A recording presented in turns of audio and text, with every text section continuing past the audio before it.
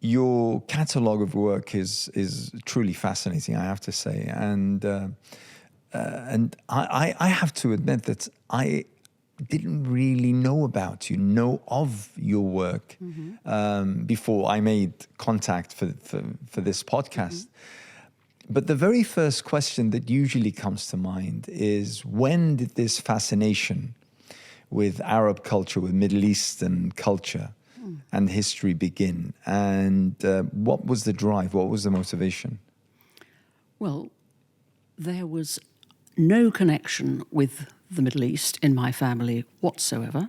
My mother is German, my father is English, and he's a professor of German. So German was very much, the sort of the modus vivendi of the house. And my brother went off on the German conveyor belt, and I was all set off to go that route as well at university and study French, German and philosophy.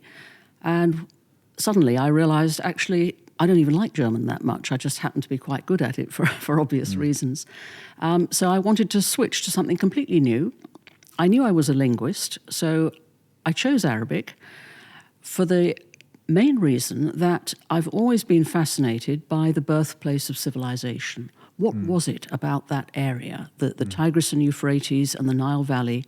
Why is it that everything began there? And I'd always been fascinated by archaeological ruins. And so I thought, well, if I study Arabic, I'll get a chance to travel to that part of the world, and it's bound to be fascinating. It was at the time that oil was starting to become, a major feature. We're talking in the 70s. And I thought, well, maybe I can make a living, from my Arabic. So it was a leap into the unknown. I had no idea where it was going to take me, but I have to say, I think it was probably the best decision I ever made, because it led me to have a very, very interesting career. And I started off actually working for the British government as an Arabic linguist specialist, because they trained me up in modern Arabic. What I'd studied at university, this was at Oxford, by the way, was entirely literature. It was a bit like doing classics. It was a sort of dead study. I mean, there was no spoken element at all. It was all literature. Having said that, it was a brilliant foundation for all my later work, because it's given me a real solid basis for understanding Arabic and Islamic culture.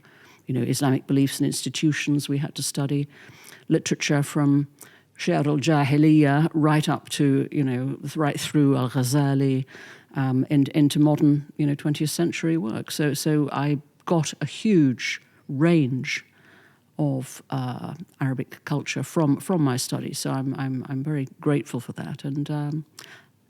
And then when I went to the Arab world for the first time... I was going to ask, when was it, and where was it that you made your first actual venture into the Arab world? Well, this is it, you see, because I switched late from my German and philosophy course, I was told, okay, well, you've missed the first year, so you've got to make up that year now. So I was just sent off with a grammar book, told, right, teach yourself the alphabet, work your way through the grammar book, work hard over the summer, and then come back and you'll join in with the second years studying the Quran. And that's just how it was.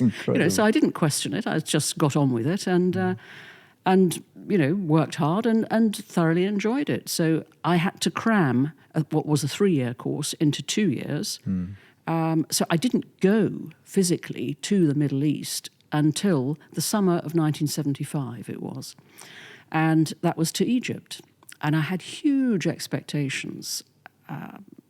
And it lived up to all of them. I mean, I just loved the place from the start.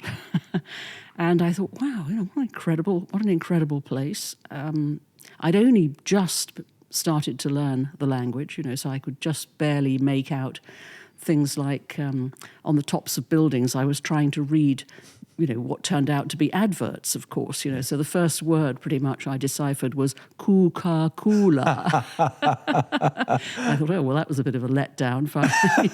That didn't figure in my Oxford Arabic course. Not exactly Arab culture. But when you say you had huge expectations, what were those expectations? Because by then I take it that it was the language More so than the history, more so. It was all of that. It was all of Right. that. Of the culture, of the way the place felt.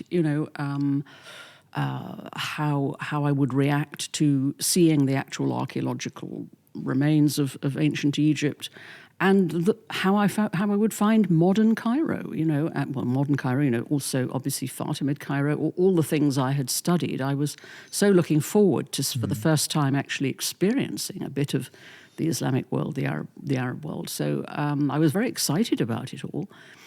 But as I said, I was just completely blown away by it, and I thought, how wonderful! I felt completely at home.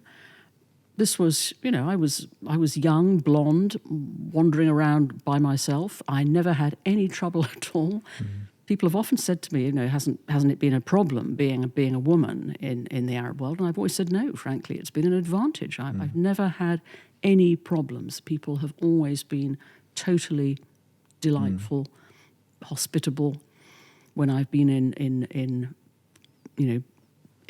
problems, for instance, when I drove out to the Lebanon for an Arabic course that was taking place, and I had my deux chevaux that I'd driven all the way out across Europe, and it was ancient and falling to bits, and so it regularly broke down, and often, I'd be.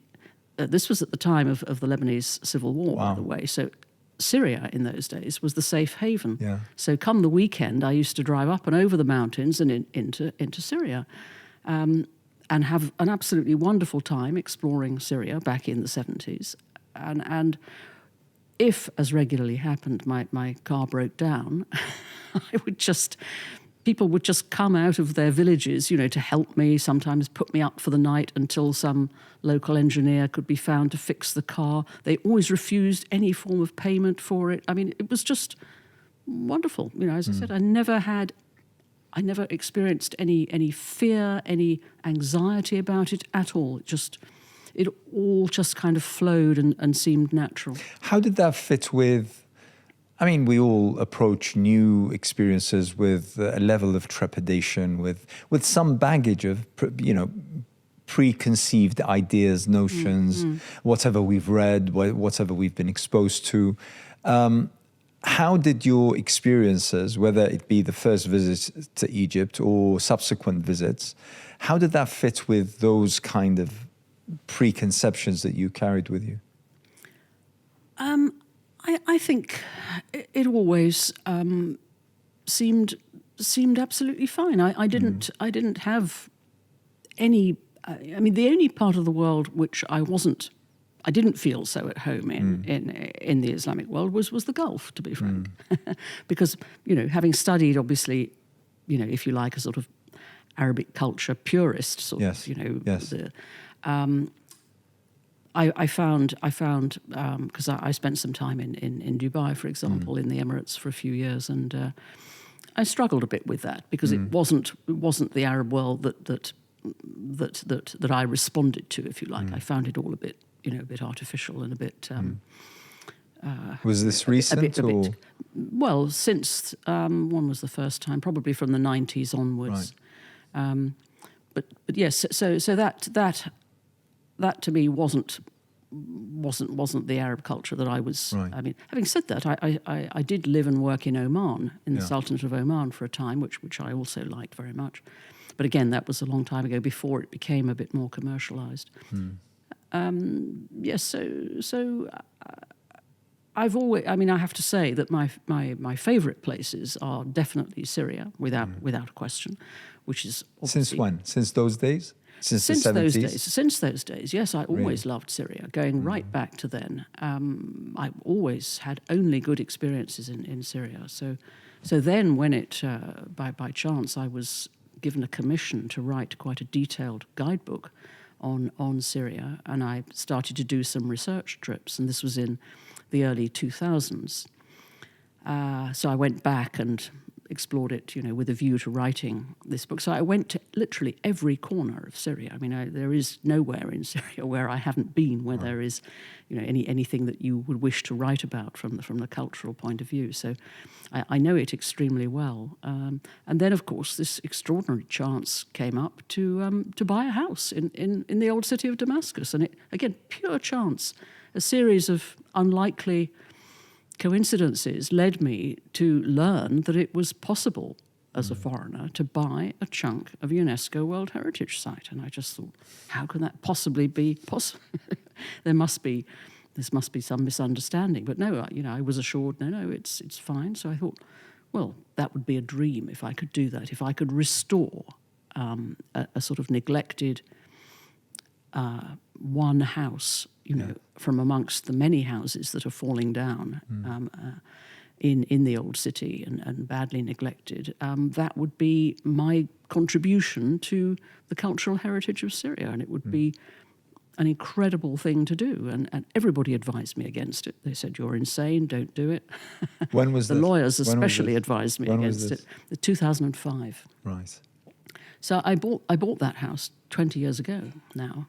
And again, it was such a good decision. I've never regretted it ever. It was never about money. It was always about the experience of doing it. So I had a 3-year restoration project on it with a Syrian architect, a team of 15 Syrian craftsmen. Actually, some were Palestinian. And I learnt so much, and it was that led me back into the academic world then to do an MA in Islamic art and architecture. And that's what set me on the course then to write about the things I'm now writing about Islamic architecture, the influences on Europe that I started to notice. All of that has come directly out of the house. Of course, I didn't know that that's how it was going to work, but that's without question the origin of my interest specifically in Islamic art and architecture. All goes back to the house. Before we get to that, when you speak about Arab culture, what is it that we're speaking about here?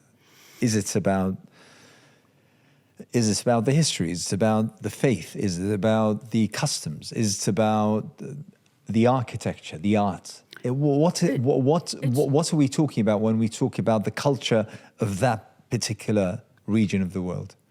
It's all of those things. It's not one particular aspect, although the architecture has become a particularly strong interest, but only insofar as architecture reflects the culture.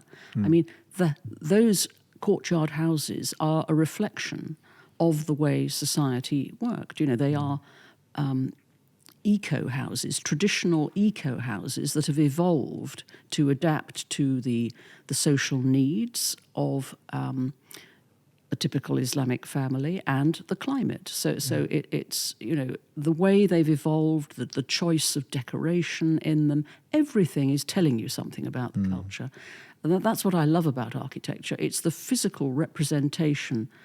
It's a sort of personification in the form of a building. It's a guidebook to how people lived. Yes. How they interacted. Tells you so much. It's a statement in time of how that culture worked. And with my own house, and this is the same goes for most of the old Ottoman houses in Damascus. It's a blend of many. It's not just one building that was built at one time and that's it, finished. Each side of the courtyard is from a different century because it's a living example. Well, and there's an earthquake, and then there's an invasion, and then there's a fire, and so it's constantly being destroyed and constantly being renewed. Rebuilt. And that's the sense I really get strongly in Damascus. This sense of this constantly evolving culture and society that's always been able to handle whatever's been thrown at it in the most remarkable way. And somehow that blend that it's succeeded in producing has this astonishing harmony to it. And so, I mean, I was there just recently, just a couple of weeks ago, back in my house, and I just sort of sit there in the courtyard and I feel completely embraced by this building. in a way that, it's like it's my spiritual home. And that's quite an extreme thing to say, perhaps, but I honestly feel that, that what it does to you, what the architecture does to you, the way it makes you feel safe, secure, and you're sitting in a kind of mini paradise almost, with the beautiful scent of the roses, the lemon tree. It's just magical sitting there, and then it's all open to the sky, So every sound is somehow magnified by that openness to the sky. So you hear the call to prayer, you hear the church bells ringing out, mingling with the call to prayer. I love that blending that you get in Damascus of all, of the Christianity, Islam, all the different shades of those two religions as well, because there are 17 different denominations of Christianity in Syria alone. It's just as there are many denominations of Islam. So exactly. It's that complete mix and blend that I've always really responded to in food? and I find it in Syria. And food? The food is wonderful, yes. And you responded well to that, yes, I'm guessing? always did. I always loved Arab food, yes, always did. No, going I mean, right obviously, back. when you're talking... I love the freshness of everything. I mean, just now in the souks, I couldn't get over it. I mean, the sheer quality of the fruit and vegetables on sale in the souks, which, frankly, I mean, it completely outperforms any supermarket. Any Marks and Spencers or Waitrose in this country, forget it. You're not going to get near that quality and freshness. It's just magnificent, honestly. And a friend of mine who walnuts, picked straight from the tree, and there they are. I mean, it's like a different nut altogether to what you're going to buy here. A friend of mine whose grandmother still lives in Damascus.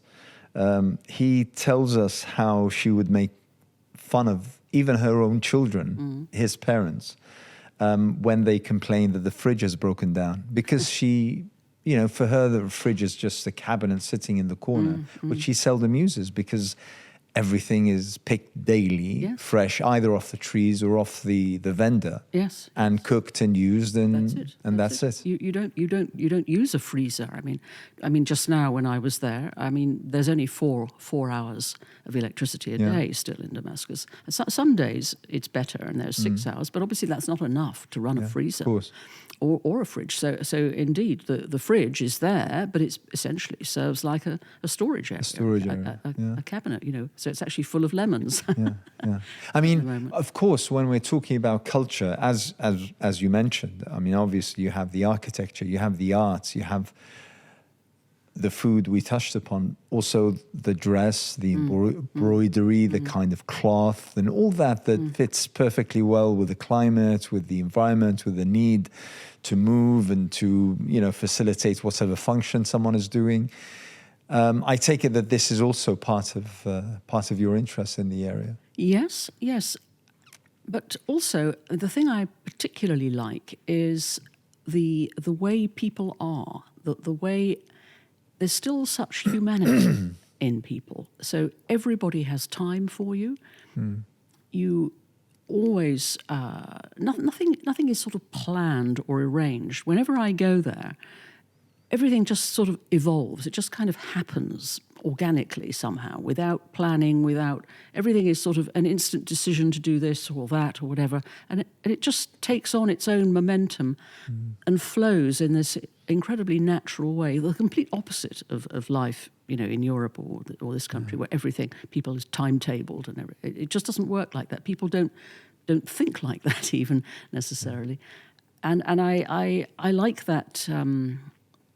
That humanity above all, that you feel that people still have that. They still care on many levels about many things, not just about themselves and their own immediate family. They take an interest in many, many things, and I find that wonderful. And I feel this sort of depth in people, a real depth, which isn't specifically Muslim. Yes.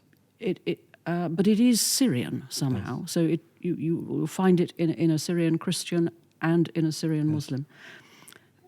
and it's that mix that, after all, it's not like Muslims and Christians go to a different school in Syria. They all go to the same school. They mix all the time. Until relatively recently, people didn't even necessarily know who was Muslim and Christian in their own class. Neighborhoods are mixed. Neighborhoods are mixed. Segregated. That's right. I mean, with the recent, in the last 20 years or so, I mean, especially since 2003, obviously, all the sectarian, issues that were unleashed by the American invasion of Iraq, that has really changed. You felt that? Yes. I think now, and when the Syrian revolution started as well in 2011, my Syrian friends were saying to me, for the first time, we're starting to think, is he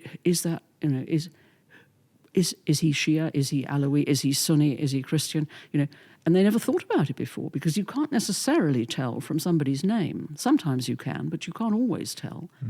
And these questions never came to their mind. I hail from Iraq, and I never lived there. I was 2 years old when my father left Iraq and came to settled in the UK. It was only, and I say this all the time, it was only after 2003 that I sat down with my dad and I said, can we sort of find out whether we have any Shia relatives? We're from Tikrit, so purely Sunni, purely Arab. Yes. So do we have anyone who's a Kurd? Do we have anyone who's a Shia within the family? And, he himself didn't know. So we had to go through the names and their children and we found out a number of Shias and a number of Kurds who were, family, who were basically family. And that's how people live their lives. That's right. Yes. You mentioned that you first visited Egypt, you visited Lebanon, Syria. You said you talked about Oman and you lived for a while in Dubai. Anywhere else? Did you go to Iraq, for instance? Jordan. I've never been to Iraq, actually. Okay. No. I've been to the rest of the North African countries, Tunisia, Morocco, not to Libya. Recently, I was invited to Saudi Arabia for the first time. That's only last year, actually. I never thought I would ever go to Saudi Arabia, but so that was a surprise. Did you find? We'll come to that.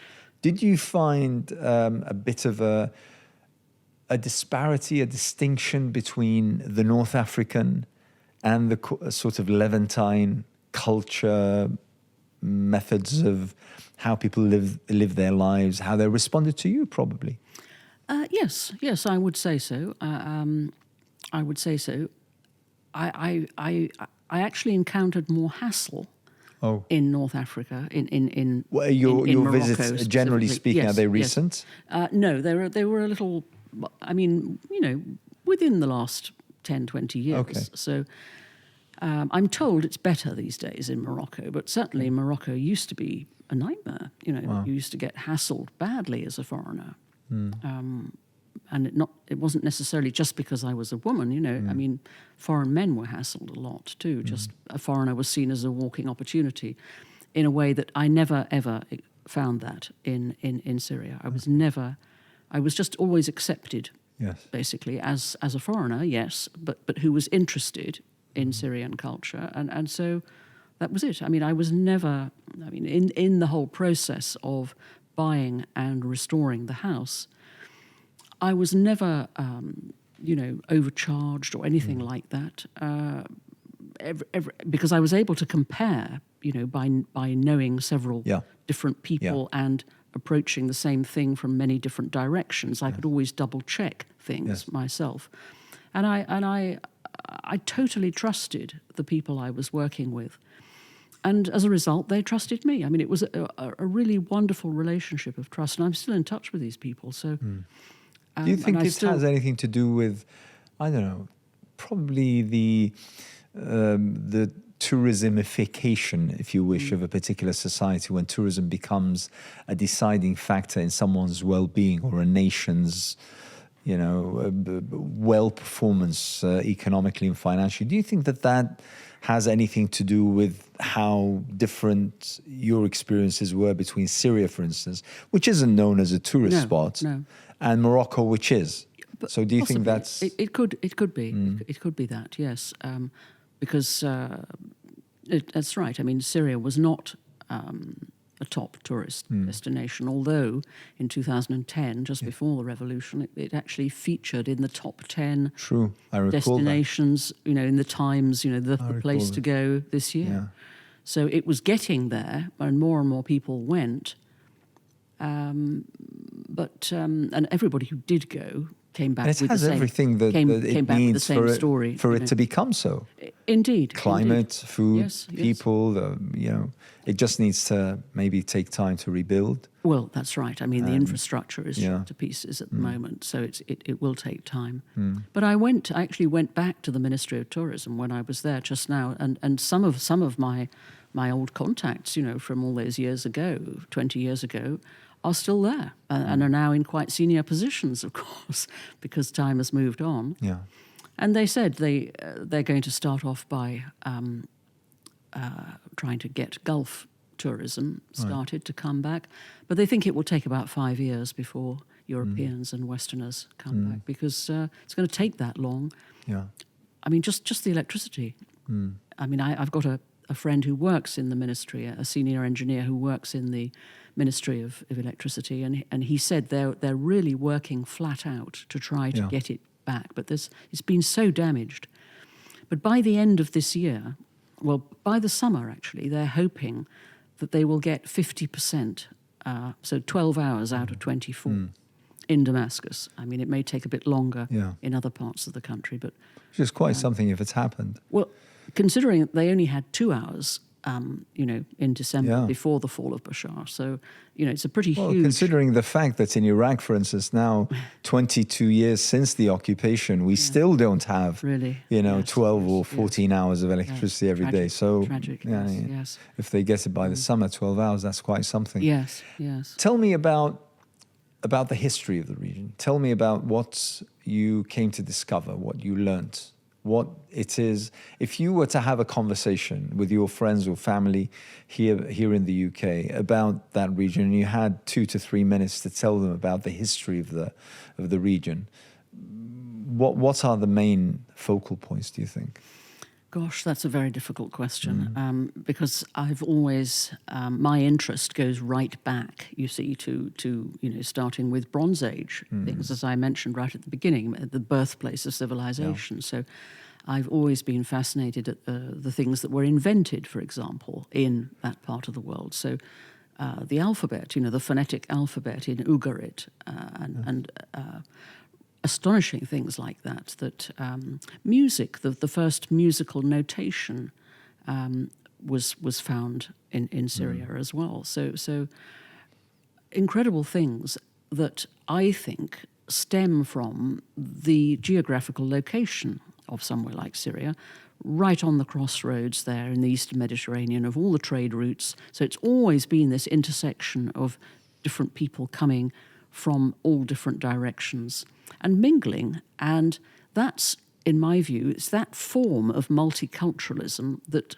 sparks true ingenuity, innovation. Yes. That's how you get new ideas. It's by bumping up against completely different people. Absolutely. And in new situations. And that, I honestly think that Syrians have a particular knack of coming up with new ideas, having interesting ways of approaching problems. Steve Jobs, look at him. I mean, Yes. I mean, there are so many examples. And by the way, even in the past 10, 12 years since the exodus of millions of Syrians to neighboring countries, to Europe, I read a report a couple of years ago in Turkey, because there were waves of racism and xenophobia, particularly targeting the Syrians. Yeah. And the government was going out of its way to point to the fact that the Syrians, despite their huge numbers, there was at one point around 3 million Syrians in Turkey, but hundreds of thousands of them had established businesses where even Turks were reliant. Yes, yes. I mean, there were millions of Turks who were employed or somehow impacted by these businesses that were set up by Syrians who had fled with absolutely nothing. Yes, And come to Turkey, to this strange country with a different language and the like. So that level of ingenuity is something that is quite renowned. Yes, yes, and it's that. I actually wrote a book about a Syrian merchant. It's called The Merchant of Syria, A History of Survival. And it's about a real person, a textile merchant from Homs, who is precisely that, everything, the things that were thrown at him, he lost everything twice, once in Syria and then in the Lebanese Civil War.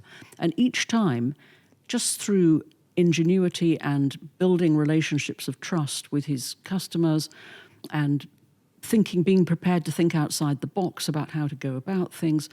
So, for instance, at one point he was trading in pistachio nuts with Afghanistan because the Afghans didn't have any cash and there were sanctions and things, so money couldn't pass hands. So he just bartered with pistachios. So he brought loads of pistachios back from Afghanistan into Syria in exchange for the cloth he was giving them, and just then sold the pistachios instead, and then ended up actually buying a mill in Bradford. Wow! and turning it into a multinational firm, which is still run by his 4 sons to this day. So that's the sort of adaptability. And I mean, going back to the produce in the souks that I saw just a couple of weeks back, when I was marveling at this to my Syrian friends, how on earth do they manage this, when there's drought and there's so many obstacles for them to overcome? And they said, well, the farmers have just learnt, they've adapted to the realities of their situation. So there's no point, trying to grow something that isn't going to flourish. You have to adapt what you're growing to suit the circumstances. And it's that speed at which they can move and adapt to a new situation, which has given them a very, very quick thinking, I think, and that's, I see that a lot in my Syrian friends. What goes through your mind when you return home and you find, not only Syrians, but generally Arabs around London? I don't know where you might live outside of London, but in London, they're everywhere, basically. There are particular areas where, there's many shops, restaurants, cafes, shisha bars, as well as obviously people who go on about their work and life and who are from that particular region. I mean, I'm a lifelong migrant. I'm a lifelong, someone who's lived my entire life being asked, why don't you go home? But for you, because you've seen the roots, you've seen the homeland, you've seen where they have come from, and its deficiencies as well as its, the features and the traits. What goes through your mind when you see these people? Do you interact with Arabs over here in the UK? Yes, Arabs and Turks, because I know Turkey very well, especially Eastern Turkey. Yes, you wrote a book about the Ottomans. Yes, indeed. And before that, I've written books about Eastern Turkey. So yes, I mean, Syria and Turkey are really the 2 countries that I follow most closely and that I'm most interested in. I have Syrian friends here in this country, and some of them are quite close Syrian friends. And I feel for them, that they are over here because they've had a problem of some sort back in their homeland, and for whatever reason they've had to leave. So it's a very difficult choice. And again, my observation is that they basically make the best of it over here. That they're very adaptable and make the best of it. But I think actually, if Syria now does get the chance to rebuild, I honestly feel a lot of Syrians will go back. Yeah. I know some who are planning to go back now this summer. Yeah. I mean, ones who, for instance, left to Turkey, Yes. to Istanbul, back Yeah. in 2012, in the early days of the revolution, when they thought that's it. More than 1 million Syria's have finished. returned. Yeah, More than 1 million have I know. returned over the course of I the know. past 3 months. And I honestly, I mean, some of these people, I really trust their judgment, you know, Yeah. because they honestly thought Syria was finished. That's Yeah, yeah. it. There's no hope. We've just got to make our life in Turkey. And so they went with their families, you know, to Istanbul. And now that they've been back and they've seen the beginnings of everything, and they're feeling, you know, very positive about what they can see the potential for what could come, you know, if sanctions were to be lifted. So they are going to bring their families back. And of course, in the meantime, their children have become little Turks, you know, lost their Arabic. Absolutely. So, Yeah. I mean, they're saying, yes, okay, our children are going to lose a year of schooling because they've got to get their Arabic back. But at the end of the day, what's 1 year of schooling compared to the rest of your life back in your home country? I mean, how rare is it for a refugee to be able to go back to their own country? You know, Correct. back to their In the whole back scheme to of their things, relations. today's refugees, people who are displaced for one reason or another, very seldom, almost never go very back. seldom That's it. go back. Almost never. This is a truly exceptional. You know, if they can maintain the progress, you know, if the sanctions, as I say, are lifted and Syria gets a chance, then, you know, people really will go back in serious numbers. And of course, they can do with that manpower. And a lot of the people coming back will bring new knowledge, you know, from Germany, from Turkey, things that they've learnt from elsewhere. And so that will all enrich the society even more, you know. I mean, obviously, and you will know this, of course, the challenges are immense. Yes. I mean, just before recording this program, I got breaking news that the World Bank has issued a report saying that more than 67% of Egyptians live under the poverty line, which is $6 a day. Yeah. And you can, you know, extrapolate that to the neighboring countries who live in Syria, they generally talk about, sometimes they say 90%, but it's never less than 80%. Yeah. So obviously, I mean, the challenges are absolutely, you know, incredible. But let's talk a little bit about the good stuff, because I'm still interested in your own experience and your own perspective. You have studied the history of the region, and if I was to ask, what is the most, if you wish, fascinating phase or era in that history that really, you know, captures your interest every single time, what would it be? Yes, now that's also very difficult, actually, because it's difficult to pinpoint just one particular era. I mean, I think I personally find the Ottoman period very, very interesting, and I think the Ottoman contribution to countries like Syria and other parts of the, you know, provinces that were under the Ottomans tended to get a bit of a negative press. I gather that the curriculum, for instance, you know, in somewhere like Syria, was always very negative towards the Ottomans, which I think is unfair. Actually, unfair. I think they did, on the whole. I mean, obviously not always, but I was just reading yesterday actually that there were something like 148 different governors of Damascus. In something like a 150-year period, you know, I mean, it was a period of massive turmoil and rebellion. You know, we tend to think it's only now that all this rebellion and turmoil exists. It has constantly been, you know, either it's a Bedouin uprising or the Janissaries were, you know, attacking and having a revolt about something. I find the period of the French Mandate very interesting. Okay. Because, again, you're talking about so much changed. Yeah. So the end, obviously the Ottoman era ended then with the end of the First World War. And then the whole region turned on its head because the Ottomans obviously on the losing side. Yeah. So the whole area suddenly is carved up by the West. So again, overnight pretty much, everything changes politically, but and again, this is what I found from writing books like The Merchant of Syria.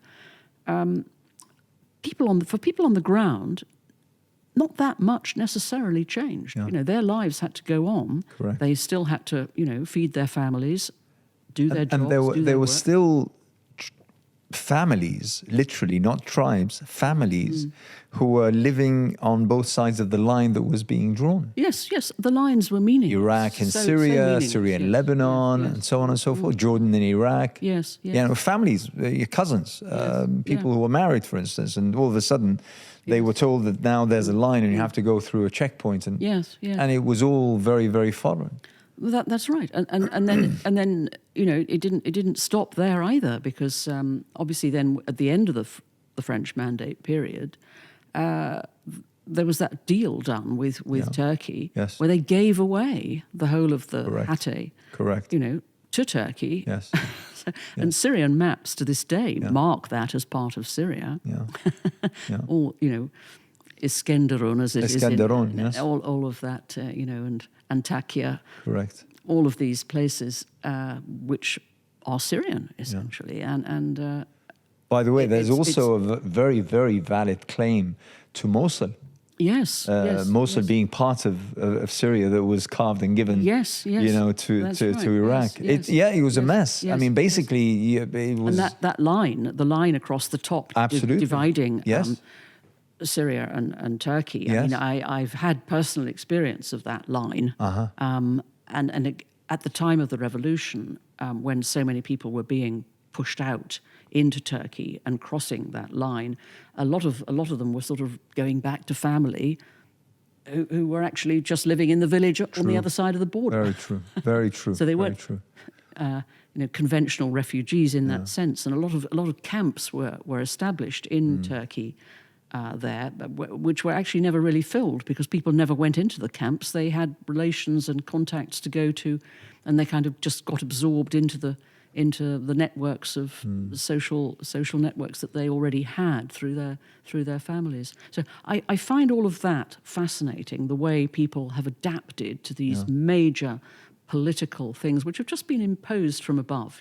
Nothing you could do about it. Just literally from one day to the next, the politics of the era just decides, right, this is now something completely different. But you're living there, and you've still got the same. You're in the same house. You've got the same neighbours. You have to find new ways of adapting to that situation, and so I find that period of the French Mandate and then the beginning of independence in Syria very, very, very interesting. How the complete mess that then took place, of course, with all the coups and the mistakes that were made there that meant that the only route for Alawis to progress was in the armed forces, and the Sunni elites didn't want their sons to go into the armed forces. So, of course, the armed forces became dominated by Alawis, and this is what enabled the Assads to become so powerful, of course. So again, a complete mistakes were made, by excluding certain elements of society. So quickly, have you ventured into the Umayyads' history in Andalusia? Oh, of course, yes, absolutely, yes. No, I found that my most recent books go into that a great deal. Yes. No, I mean, all that is so interesting. 800 years. 800 years. 800 years. Can you imagine? And again, the same thing. So at the time of of course the Caliphate of Cordoba was at its peak in the 10th century, correct, and then collapsed in 1031. Yes. Then, when the Reconquista begins, when the Catholic monarchs start to encroach on the territory and to take it back, you've again got one of these incredibly complex periods where it's not just a straight Christian versus Muslim battle. You've got Christians allying with Muslims against other Christians. Absolutely, yes. It's all power, basically, and vice versa. So you've got Muslims, allying with Christians against other Muslims. Sometimes cousins. Yes. Governors who are it's all cousins. Just fighting for power, basically. The religion is almost irrelevant. So that sort of thing fascinates me. Because, again, that's all going on at the battles. Yeah. But again, people, ordinary people, and this is craftsmen. This is what exactly what I always. It's unescapable whenever I go to Cordoba, whenever I go to Granada, to Seville, to Toledo, that somehow we still have the remnants of something that was so fantastic. Yeah, yeah. I mean, and I'm so grateful that we still have, the fortresses, we still have the palaces, we still have the gardens, we still have the names often. Yes, absolutely. And all those are telling us of that glorious part of essentially, I mean, yes, I cheekily sneaked in that they were the Umayyads or they were the Arabs, but ultimately it's part of Europe. Yes, and it's part of European history. Absolutely, yes. And my most recent book, Islamesque, is looking precisely at that, what the Muslim Spain and Muslim Sicily, as you say, were in Europe, for hundreds and hundreds of years. True. And what they then gave to Europe in terms of technology, innovation, in things like irrigation techniques, which enabled them to have 3 harvests a year instead of just 1. Correct. In Muslim Spain, it was the Muslims who revived the mining industry, which the Visigoths had allowed to just completely, stagnate. But the Muslims came back and completely revived all of that, and as a result, they dominated the construction industry. Basically, they dominated the stonemasonry, carpentry, and metalworking, and so they dominated all of that and were 200 years ahead of anything in Europe. And so this is what I prove in my most recent book: how the craftsmen, Muslim craftsmen, were 200 years ahead. Their understanding of geometry was, astonishing. They were numerate. They were literate. No craftsmen in Europe were numerate or literate at that time. Only the top levels of clergy were literate. So you're talking a completely different level of society. And so what they gave then, when the new Christian masters came in and wanted their new palaces and their new monasteries to be built, who do they want to build them? The Muslim craftsmen. Who else could do it? So that's when the skills started to transfer, and so that's what I track. I track how the techniques, the actual vaulting techniques, and the decorative styles come in to European cathedrals, and you can see it. You can see it very directly, and I give talks about this all the time, showing the pictures of the buildings in Cairo, in Syria, all across North Africa. You can trace where these things came into Muslim Spain and Muslim Sicily, and then the Normans in Sicily bring them back into this country, where you see exactly all those techniques. Then they suddenly start to appear in Durham Cathedral, which is the first cathedral that the Normans built, over here, and all over Europe you see it. So, I mean, it's so clear, so obvious once you pinpoint it and you actually identify it. And then the timing fits, the politics fits, everything fits. And who else could do it at that time? The answer is only the Muslims. Only they had the ability. And the astonishing thing is that even as late as 1492, when Ferdinand and Isabella came in at the very end of to kind of complete the Reconquista, and they took the Jaffaria Palace in Zaragoza. Yes. They appointed a Muslim master builder to look after the palace and all royal buildings and palaces across the whole of Aragon. Wow. And why did they do that? Because he was the best. Nobody else could touch him. And he kept that position for life, and it passed to his son for life. And again, so it shows even as late as the 15th century, they were the top. They were the best. But you saying this, Dan, if I may. I mean, we're sitting here today when there is this huge debate ongoing outside, and it's about immigrants curtailing migration, strengthening or making more strict the regulations regarding permanent residency and all these things. And, we've been here before. We've seen this happen before, but it seems this time it's having a real impact. I mean, we're seeing how dozens every single day are drowning in the English Channel trying to reach the shores of Britain. And there is this, and when we have a Labour government, who is, when the opening words of the Prime Minister reflects exactly what Enoch Powell spoke about in the 60s. I mean, you sense that we are either in delusion. I mean, you talk about the ingenuity, about what the migrants, particularly coming from that particular region, bring and what they add. And the fact is, whenever we go to our hospitals, to our GPs, whenever we ride our buses, whenever we get onto, we can see, that this country could. I mean, I would argue, I don't have any empirical studies or research, but I know for a fact, I feel it in my guts that this country would come to a standstill if it were not for the migrants who have come from the Caribbean, from Africa, from Asia, from the Middle East. And hearing you speak about, Andalusia, speaking about the Middle East, speaking about Egypt, speaking about... how do we get a different sort of message across? Well, this is one of the main motivations for me doing the kind of work that I do now, because I do feel it's grossly unfair.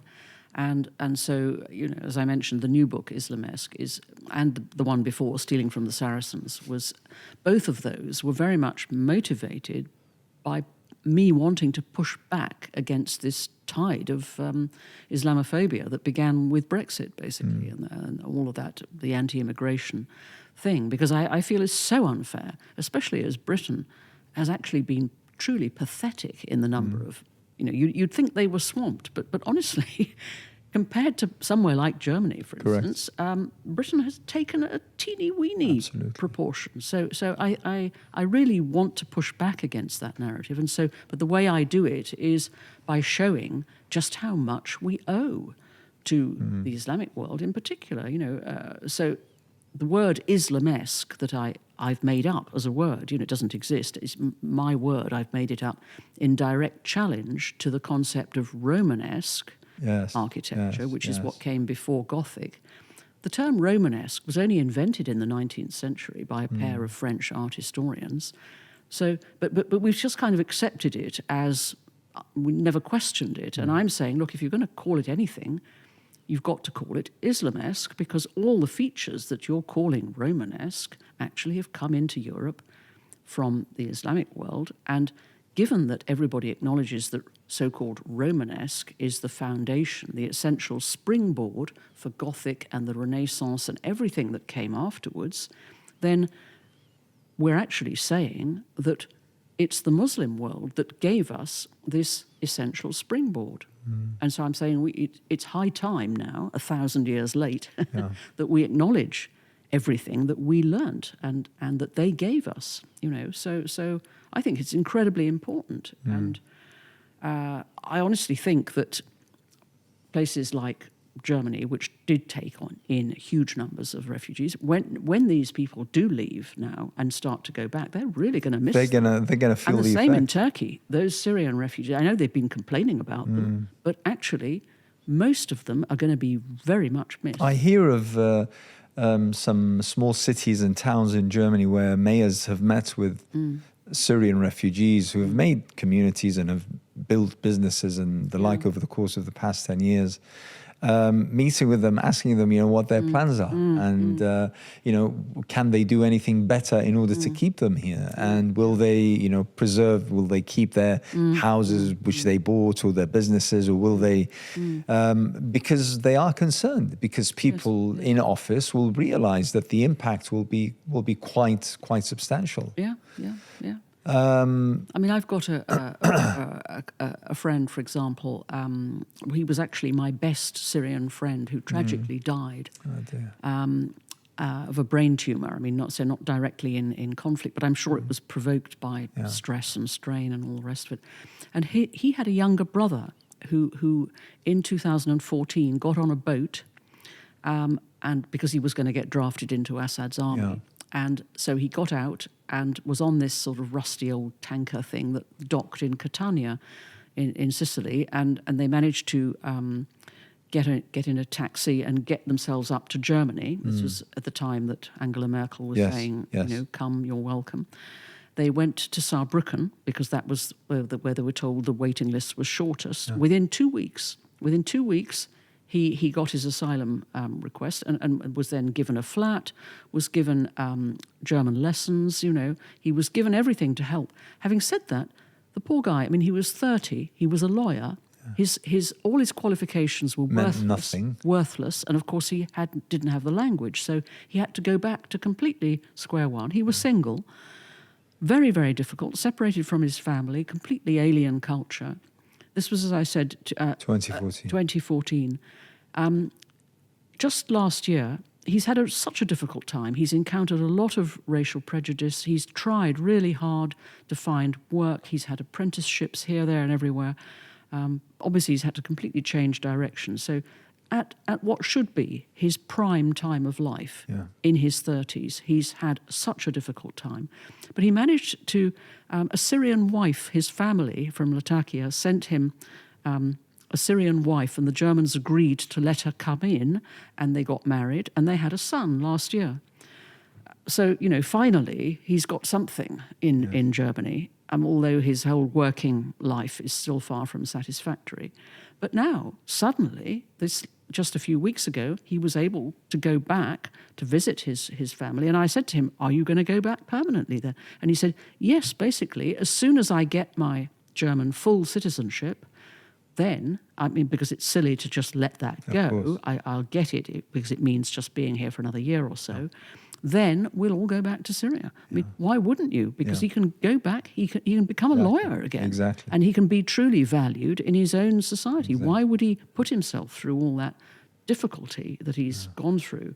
His whole prime of life wasted, essentially. And I mean, he's one of so many. And that's the story of untold numbers of Syrians. Exactly. But when you know individuals like this who've had to endure that in their lives, it really brings it home to you how politics, plays havoc with people's lives. It really does. The decisions that get made on high are just,